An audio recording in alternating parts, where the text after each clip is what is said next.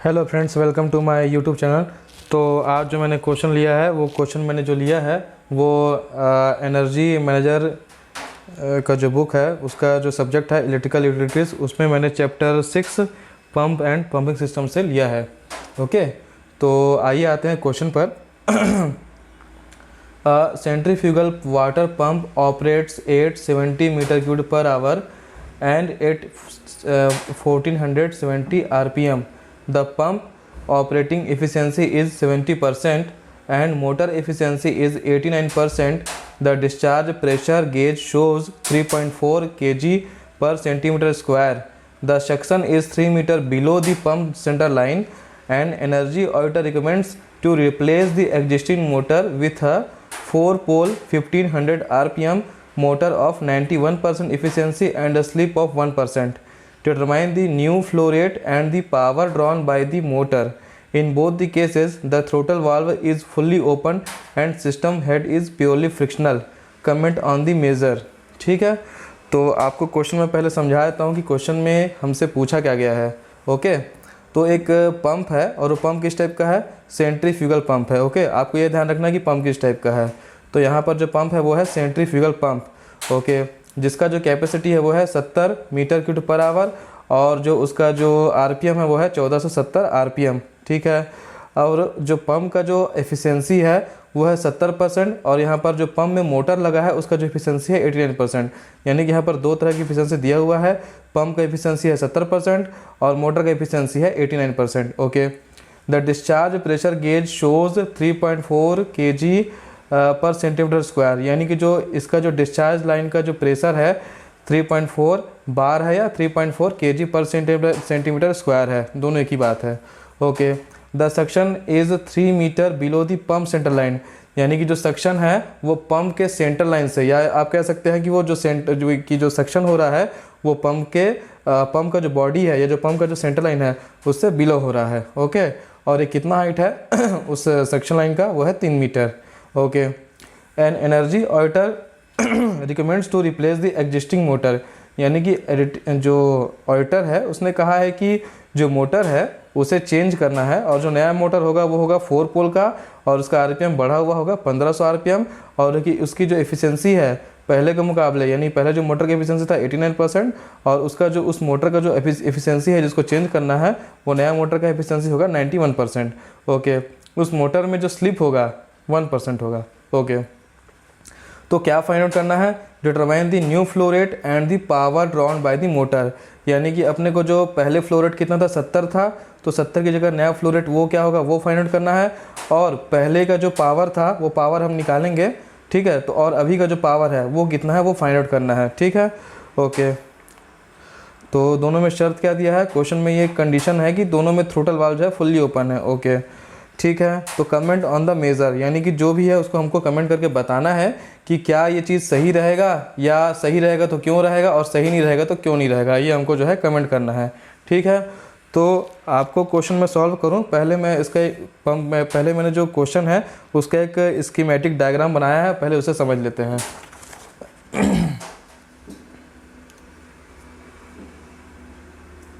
ये क्वेश्चन का एक स्कीमेटिक डायग्राम है। ठीक है, तो ये मेरा पंप है।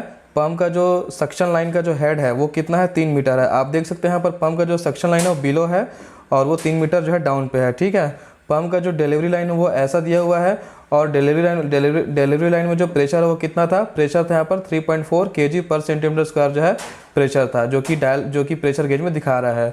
और ये जो है डिलीवरी टैंक है। ओके, तो मैं आपको यहाँ पर एक सिंपल कैलकुलेशन बता देता हूँ कि हमको जो भी कैलकुलेशन करना है वो तुमको हेड में करना है। हेड में करना है मतलब ये है कि जो प्रेशर हेड रहेगा पंप का वो मीटर में रहेगा। ठीक है, तो जो ये kg पर सेंटीमीटर स्क्वायर जो प्रेशर का यूनिट है इसको हमको जो है मीटर में कन्वर्ट करना पड़ेगा। तो आपको ये चीज़ समझ लेना है कि kg पर सेंटीमीटर स्क्वायर को मीटर में कैसे कन्वर्ट करते हैं। ठीक है, तो यहाँ पर जो प्रेशर है वो क्या है? 3.4 kg पर सेंटीमीटर स्क्वायर। तो कन्वर्जन के हिसाब से 1 kg पर सेंटीमीटर स्क्वायर होता है 10 मीटर।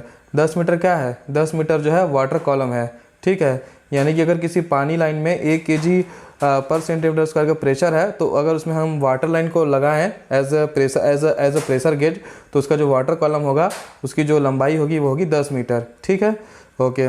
तो यहाँ पर कितना है 3.4 है, तो 3.4 kg/cm² हो जाएगा, 3.34 मीटर हो जाएगा ऑफ वाटर कॉलम। ठीक है, ओके। तो इस तरीके से हमारा डिस्चार्ज हेड कितना हो जाएगा, डिस्चार्ज हेड में जो प्रेशर था 3.4 kg/cm², तो इसका जो डिस्चार्ज हेड में लेंगे तो ये हो जाएगा 34 मीटर, और सेक्शन हेड तो हमको हेड के टर्म्स में दिया ही हुआ है, मीटर के टर्म्स में वो है 3 मीटर, तो 3 मीटर हो जाएगा। मैंने माइनस लिया है क्योंकि ये जो सेक्शन लाइन है वो जो है पंप से बिलो है, तो इसलिए मैंने जो है माइनस लिया है। ठीक है, तो टोटल हेड को जोड़ेंगे तो टोटल हेड में हमेशा क्या करना रहता है, घटाना रहता है। तो डिस्चार्ज हेड 34 माइनस जो सक्शन हेड है, तो सक्शन हेड तो ऑलरेडी माइनस में ही है, तो माइनस ब्रैकेट क्लोज करके फिर -3 है ना, तो माइनस माइनस प्लस होकर के जब ये जुड़ेगा तो टोटल हेड बनेगा 37 मीटर, यानी कि जो पंप के लिए टोटल हेड चाहिए वो है 37 मीटर। ठीक है, आपको इस हेड की सहायता से पंप का जो है किलोवाट निकालना रहता है। ओके, तो इस तरीके से हमने जो है पंप का टोटल हेड जो है निकाल लिया। ठीक है, अब आते हैं क्वेश्चन के सॉल्यूशन पर।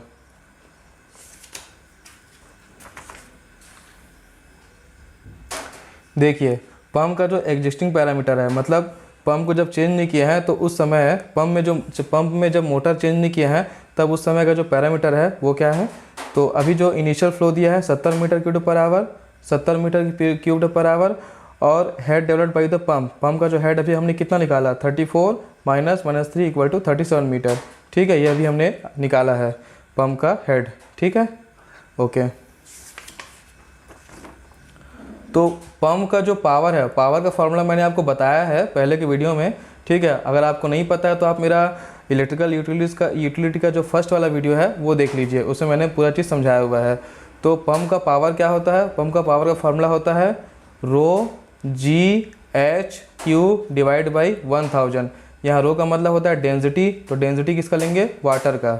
जी मतलब होता है ग्रेविटी, ग्रेविटी का वैल्यू है 9.8 मीटर/सेकंड²।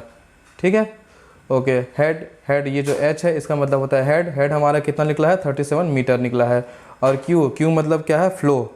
ठीक है, फ्लो जो कि दिया हुआ है 70 metre cube per hour, divide by 1000 क्यों करते हैं, क्योंकि हमको जो है जो ये पंप का जो पावर निकालना है वो किलोवाट में निकालना है। अभी ये वाट में है, जब डिवाइड करते हैं 1000 से तो वो किलोवाट हो जाता है। ठीक है, ओके। तो यहाँ पर डेंसिटी रख दी है, रो का वैल्यू 1000 पानी के लिए, 9.81 जी का वैल्यू हो गया, और जो H है, H जो है हेड का वैल्यू है 37 जो अभी हमने फाइंड आउट किया है, और यहाँ पर जो Q मतलब हो गया फ्लो कितना है 70। तो क्योंकि ये किलोवाट में है तो जो भी हमको वैल्यू रखना है वो मीटर में रखना है और सेकंड में रखना है। तो यहाँ पर क्या था, 70 था, तो 70 को मैंने 70 मीटर क्यूब पर आवर था, तो मीटर क्यूब तो है लेकिन आवर है, तो आवर को मैंने सेकंड में कन्वर्ट करने के लिए 3600 से भाग दे दिया। ठीक है, बाकी 1000 आ गया। तो जब इसे सॉल्व करेंगे तो आएगा 7.06 किलोवाट। तो ये जो पावर है, ये जो पावर निकला है ये तो पंप का पावर है। ठीक है, बट पंप का तो ये जो है पावर है आइडियल कंडीशन में है। ठीक है, लेकिन इसकी कुछ एफिशिएंसी है तो उस एफिशिएंसी को भी कंसिडर करना पड़ेगा, है ना। तो एफिशिएंसी कितना है पंप का जो एफिशिएंसी है वो है 70%। आप क्वेश्चन में देख सकते हैं, मैंने पंप का जो एफिशिएंसी है वो कितना लिया हुआ है, पंप ऑपरेटिंग एफिशिएंसी 70%। ठीक है, तो जो किलोवाट आया है उस किलोवाट से अगर मैं 0.70 को डिवाइड कर दूं तो एक्चुअल में जो पंप जो है कितना किलोवाट लेगा वो निकल जाएगा। तो एक्चुअल में लेगा 10.1 किलोवाट, ये पंप का एक्चुअल किलोवाट लेगा, ये पंप का एक्चुअल कंडीशन है जब ये इतना किलोवाट लेगा, यानी कि पंप जो किलोवाट लेगा 10.1 किलोवाट लेगा। ठीक है, ओके। अब जो नया मोटर चेंज करके हमने जो प्रपोजल रखा है उसके हिसाब से पंप का पैरामीटर क्या होगा, क्या फ्लो होगा, क्या उसका किलोवाट होगा या आरपीएम होगा वो देख लेते हैं। ठीक है, तो प्रपोज्ड पंप पैरामीटर। ठीक है, तो pump speed with new motor, नया मोटर में जो स्लिप है वो कितना है, नया मोटर का जो स्लिप है वह 1% है। इसका मतलब क्या है कि नया मोटर का जो आरपीएम है 1500 तो है, लेकिन इसमें 1% का स्लिप है, मतलब जो 1500 आरपीएम मोटर है वो जो 1500 आरपीएम जो मोटर का जो आरपीएम है 1500, वो मोटर उतने पे ना घूम के उस आरपीएम का 1% जो है कम स्पीड से घूमेगा। ठीक है, तो वही हमने यहाँ पे किया है। तो यहाँ पे 1500 फुल आरपीएम माइनस 1500 का 1% लिया है, 1500 × 1/100 किया है। तो सॉल्व करेंगे तो ये आएगा 1485 आरपीएम, यानी कि मोटर जो है एक्चुअली इतना घूमेगा, 1450 आरपीएम के अकॉर्डिंगली घूमेगा। ठीक है, और यही हमारा जो है पंप का भी स्पीड होगा, क्योंकि पंप जो है मोटर से डायरेक्ट कपल है। ओके, तो इस स्पीड के हिसाब से फ्लो रेट क्या हो जाएगा, तो फ्लो रेट का फॉर्मूला होता है Q1/Q2 इक्वल टू N1/N2। ठीक है, ये फॉर्मूला मैंने आपको पंप जो फ़ैन लॉ है उसमें भी बताया हुआ है। तो अगर पंप जो है सेंट्रीफ्यूगल पंप है तो उसके जो नियम होते हैं वो पंप में भी लागू होते हैं। अगर पंप जो है अगर पंप सेंट्रीफ्यूगल पंप है तो जो फ़ैन के नियम है या फ़ैन के जो एफिनिटी लॉ हैं वो पंप में भी लागू होंगे। ठीक है, क्योंकि पंप भी सेंट्रीफ्यूगल होता है और फ़ैन भी सेंट्रीफ्यूगल होता है, तो दोनों के लिए जो एफिनिटी लॉ है वो सेम ही रहेगा। ठीक है, तो ये यहाँ पर जो फ़ैन के लिए लागू होता है Q1/Q2 इक्वल टू N1/N2, ये पंप के लिए भी लागू होगा। ठीक है, तो Q1/Q2 इक्वल टू N1/N2।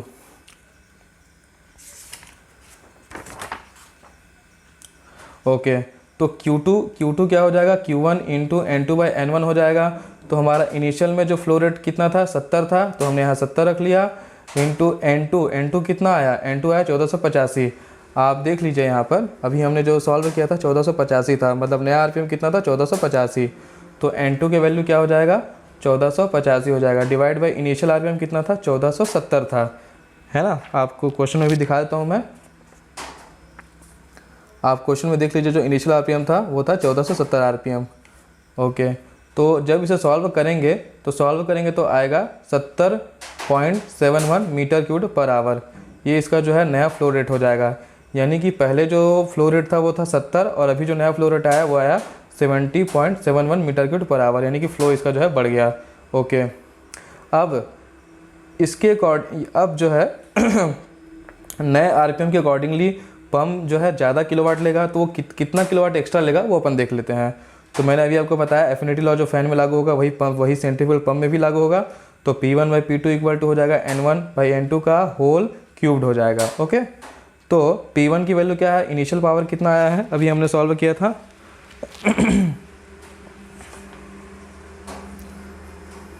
तो जो इनिशियल पावर आया था वो था 10.1 किलोवाट। ठीक है, तो 10.1 किलोवाट ले लिया हमने, डिवाइड बाई P2 कर दिया, इक्वल टू हो गया N1 कितना था 1470, डिवाइड बाई N2 हमने निकाला 1485। ठीक है, इसका होल क्यूब करेंगे तो जो P2 आएगा, P2 कितना आएगा 10.4 किलोवाट, यानी कि नए पंप के लिए जो मोटर रहेगा उसका किलोवाट जो है थोड़ा बढ़ जाएगा, 10.4 हो जाएगा। ठीक है, क्योंकि इसका जो है आरपीएम बढ़ा हुआ है। ओके, तो अब यहाँ पर थोड़ा सा ये देख लेते हैं, ये तो पंप का जो है वो किलोवाट निकल गया कि पंप इटसेल्फ कितना किलोवाट लेगा, बट मोटर का भी कुछ एफिशिएंसी होता है, तो इस एफिशिएंसी के अकॉर्डिंग जो मोटर है उसका किलोवाट कितना होगा वो अपन देख लेते हैं। ठीक है, तो power drawn by the existing motor, यानी कि इनिशियली जो हमारा पावर कितना था 10.1 था, 10.1 किलोवाट था। ठीक है, तो उस समय जो मोटर है उसका एफिशिएंसी कितना था, इनिशियल में जो एफिशिएंसी है वो देख लेते हैं। तो इनिशियल में जो मोटर का एफिशिएंसी था वो था 89%। ठीक है, तो 89% के हिसाब से हम देखते हैं कि मोटर किलोवाट कितना हो जाएगा, 10.1 डिवाइड बाई 0.89 इक्वल टू हो जाएगा 11.35 किलोवाट। ठीक है, यानी कि इनिशियली जो मोटर का किलोवाट था वो था 11.35 किलोवाट। ठीक है, okay, power drawn by the new motor. अब जब हमने न्यू मोटर को चेंज करने का जो प्रपोजल दिया है उसके अकॉर्डिंग जो मोटर का किलोवाट कितना हो जाएगा, वो हो जाएगा, अभी जो नया किलोवाट आया पंप का वो आया 10.4 डिवाइड बाई, और अभी हमने जो नया मोटर है उसका एफिशिएंसी कितना कंसिडर किया है, वो है 91%। ठीक है, तो 10.4 डिवाइड बाई 0.91। ठीक है, तो ये आ गया हमारा 11.43 किलोवाट। तो आप देख सकते हैं पहले किलोवाट कम था, 11.35 था, और अभी जो नया किलोवाट है वो है 11.43 किलोवाट, यानी कि यहाँ पर जो है किलोवाट जो है बढ़ गया। तो एज ए एनर्जी मैनेजर आप क्या कहेंगे, तो मैंने यहाँ पे कमेंट दिया हुआ है, तो मैंने यहाँ पर 2 कमेंट जो है लिखे हैं। ठीक है, तो ये 2 कमेंट क्या है, तो पहला कमेंट तो ये है कि पावर कंजम्पशन जो है ज़्यादा है, तो इसलिए जो है ये मोटर को हम जो है रिकमेंड नहीं कर सकते हैं, क्योंकि पावर कंजम्पशन जो है ज़्यादा है। ठीक है, सेकंड कमेंट ये है कि भले ही पावर कंजम्पशन ज़्यादा है लेकिन उसका फ्लो भी ज़्यादा है। तो अगर हमारा रिक्वायरमेंट ऐसा है कि हमको फ्लो जो है ज़रूरी है, कि हमको जो है फ्लो जो है जितना डिज़ायरेबल है, मतलब जितना हमको चाहिए उतना मिल रहा है, भले ही वो थोड़ा ज़्यादा मिल रहा है ना। अगर हमको फ़्लो जो है ज़्यादा चाहिए, भले ही मोटर का पावर ज़्यादा लग रहा है, तो हम फ़्लो को ज़्यादा वैल्यू देते हुए हम जो है ज़्यादा किलोवाट का मोटर जो है लगा सकते हैं। ठीक है, तो ये दोनों जो है इसके अकॉर्डिंगली कमेंट है। ठीक है, तो एज ए एनर्जी मैनेजर जो है मैंने ये 2 कमेंट जो है वो लिखे हैं, ठीक है। अच्छा, अगर आपको क्वेश्चन में थोड़ा सा घुमा दे, या मैं ये कहूँ कि अगर ये जो एफिशिएंसी है मोटर का जो एफिशिएंसी यहाँ पर 91% ना होकर के 92% हो जाता है, तब आप क्या कहेंगे एज ए एनर्जी मैनेजर? तो आपको मैं दिखा दूँ,